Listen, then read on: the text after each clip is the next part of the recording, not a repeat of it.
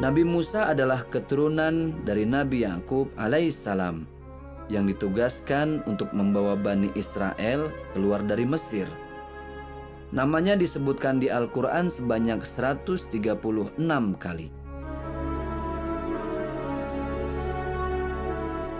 Saat Nabi Musa berpuasa selama 40 hari di gunung ini, beliau sangat ingin bertemu dengan Allah Subhanahu wa Ta'ala.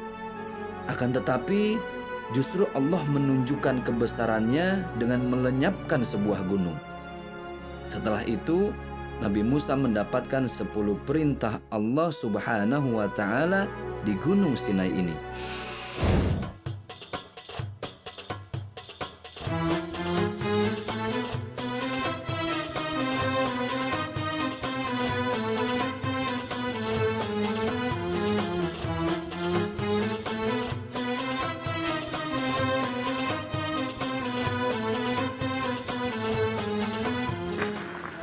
Subhanallah, ini belum sampai di atas nih.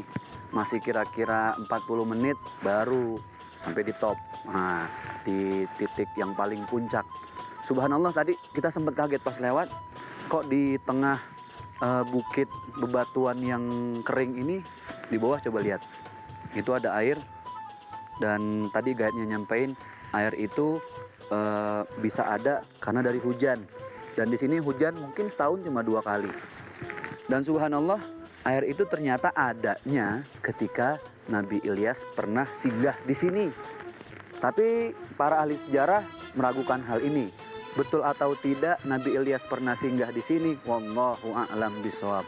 Cuma Allah yang tahu. Nah, masyarakat sekitar sini meyakini bahwa bahkan Nabi Ilyas dikuburkan juga di sini. Sekali lagi, wallahu a'lam bishawab. Cuma Allah yang Maha tahu. Oke.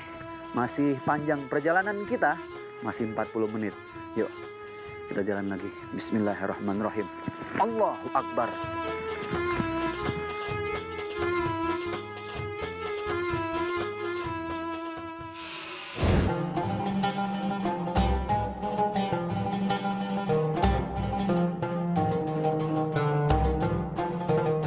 Semakin mendekati puncak, jalan yang saya tempuh semakin terjal dan menanjak. Dan saya harus mengejar matahari nih, karena sebentar lagi matahari akan tenggelam. Bismillahirrahmanirrahim. Insya Allah saya masih bisa melihat keindahan pemandangan dari puncak Jabal Musa.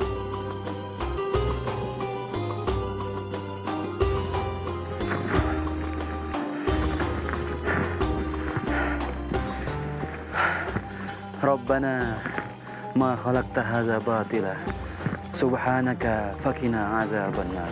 Ya Allah, kalau kita melihat keagungan Allah dan tanda-tanda kebesaran Allah lewat bukit bebatuan ini, ya Allah, kita merasa kecil, merasa kerdil.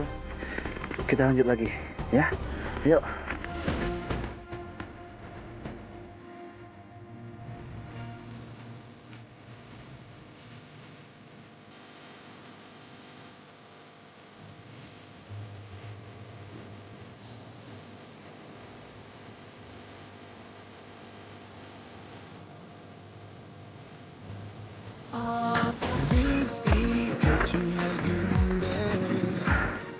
Subhanallah, walhamdulillah, wala ilaha illallah, wallahu akbar.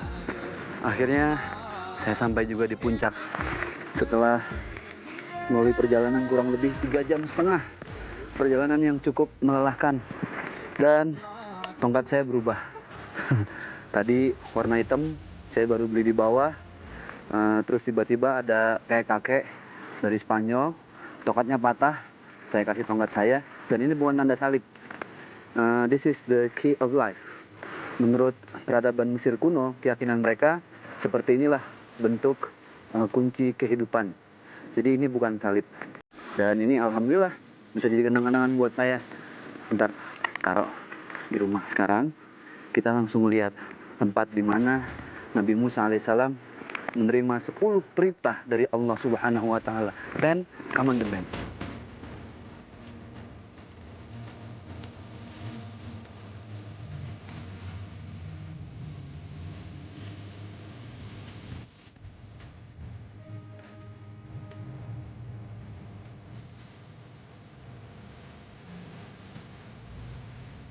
Nah, kita mau berdoa bersama nih bareng-bareng kru JKM 3 karena perjalanan kita masih panjang.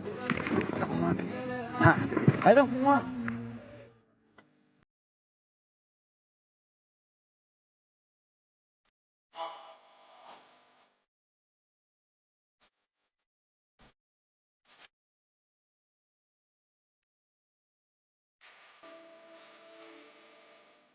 Allahumma bisirril Fatihah wa bi karamatil Fatihah ya farijal ham ya kashifal gham ya man li abdihi yaghfir wa yarham wa akhiru da'wahum alhamdulillah rabbil alamin. Nah, jadi di tempat ini ada gereja, ada masjid. Ini satu tanda kerukunan antar umat beragama. Yaudah deh, kita langsung lihat aja.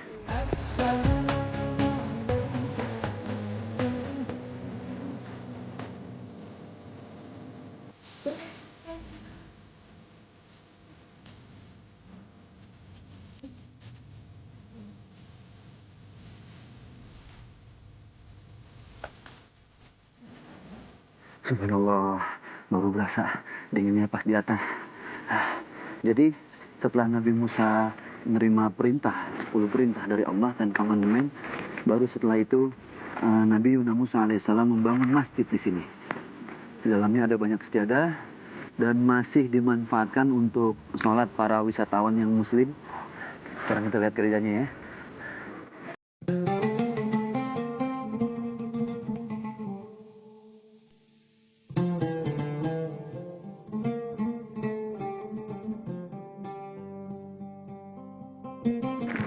Tadi kita sudah melihat sekitar masjid yang ada di puncak Jabal Musa atau Gunung Musa.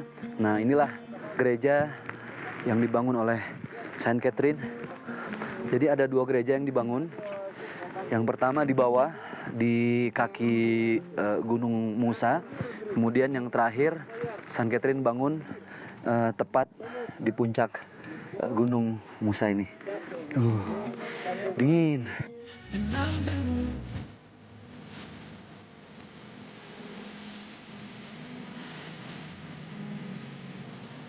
Subhanallah, begitu indah pemandangan dari atas sini.